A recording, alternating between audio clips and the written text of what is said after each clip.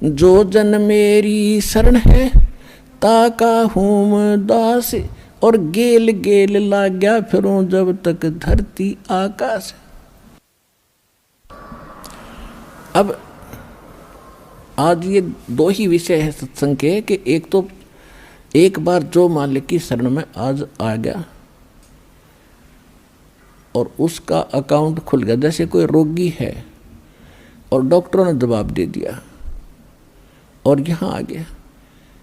वो से यहाँ आना नहीं था, वो तो कति फांसी लग ली, सारी तरफ से रास्ते बंद हो लिए, तब यहाँ आ गया। ये भी सौभाग्य उसका, उसको नाम मिल गया। अब जो इस उद्देश्य से आते हैं कि हमारा व्यक्ति ठीक हो जाए, फिर अच्छी बात है, और वो नाम ले गया, उसने भक्ति कर ली और उसकी मृत्यु होगी, तो वो उसका परमात्मा का बच्चा हो गया। अब आपको ये भी बताया था कि इस मंत्र, प्रथम मंत्र के लेने से और कुछ जाप करने से बहुत से मानव जीवन प्राप्त करने योग्य कर्म बन जाते हैं आपके। तो उसकी मृत्यु के तुरंत बाद मृत्यु भी होगी तो एक कमीज बदल का होगा, कुर्ता पजामा, आते फिर भक्ति मिलेगी।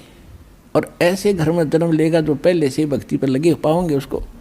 तो हम तो अपने स्वार्थ को काउंट करते हैं कि ये और जीवन धंधा करे कमावे, और यदि जब इसका कोई इलाज नहीं होता, कितना प्यारा बेटा हो बेटी हो और वो रोगी हो जाती है, ट्रीटमेंट करा के हम थक लेते हैं, तब आप ही कहते हैं भगवान इसकी माटी संगवा ले। अपने पुत्र को भी ये कहना पड़ जाता है भगवान इसने ठा ले तो अच्छा है, दुखी हो रहा है। अब जब तो भगवान ठावा नहीं हो तो काल ठावेगा बगैर नाम के, तय नाम लेकर जब ठा भी लिया तो भगवान ने ठावेगा फिर उसने, और फिर दोबारा जन्म देगा मनुष्य का। तो पिछले सारे पाप नाश करके उसको नए सिरे से भक्ति प्रारंभ करके उसके 2 जन्म में पारे कर देगा परमात्मा।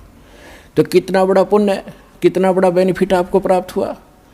दूसरी बात यह है कि यहाँ आने वाला चाहे कति सब जगह से हार चुका हो और सच्चे समर्पित भाव से, क्योंकि परमात्मा आत्मा का साथी है, इस मन का साथी नहीं है। मन तो ऊपरले मन तो हाँ भरा करे और आत्मा रो के हाँ भरती है। और रोगी जिस दिन हाँ भर के नो सच्चे दिल तो रो के नु कहेगा भगवान जीऊँ इतना आपकी भक्ति करूँगा, और कोई इसके बाद बकवास नहीं चलेगी, पक्की गारंटी है। तो तुरंत सुनता है और रोज़ फर्क होना शुरू हो जाता है। तो इस तरह की समर्पण वो जब करेगा जब उसको ज्ञान होगा। अब तो किसी के कहने से आ गया चलो वहाँ ठीक हो जाते हैं, चलो वहाँ ठीक हो जाते हैं, टीवी पर देखा फलाने ने कहा मैं ठीक हो गया, तो वो ठीक हुए, वो झूठ नहीं बोल रहे, वो यही मिल जाएंगे, आपने वैसे पूछ लियो घूमते फिरते। और जो नाम लेकर ठीक नहीं हो रहे, वो क्यों नहीं हो रहे? सतगुरु के दरबार में कमी कहे की ना, अनसमझ ना पावता तेरी चूक चाकरी माँ। इसी कारण से उसको लाभ ना मिलेगा तो उसके अंदर कोई दोष है, उसकी कोई सेवा के अंदर समर्पण भाव में कमी है। और जब हम समर्पित हो जाते हैं तो हम समझ ले सभी पूजाओं को त्याग कर, सभी मर्यादाओं को त्याग कर एक मालिक के पथ पर, परमात्मा के द्वारा बताए मार्ग पर चलेंगे। तब हम आन उपासना बंद कर देंगे तो हम एक परमात्मा पर आश्रित हो गए।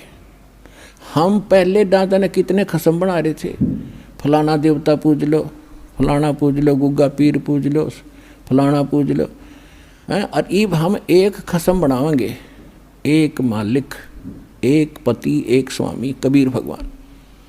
और जब आप हृदय से स्वीकार कर लोगे इस परम पिता को, और फिर देखना पति भरता जमी पर जो जो धर पाव, समृत झाड़ू देत है ना काटा लग जावे।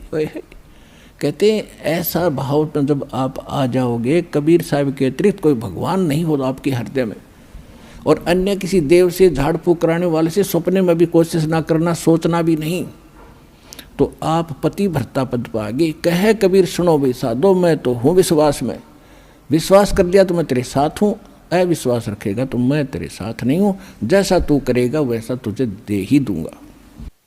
सत सोही।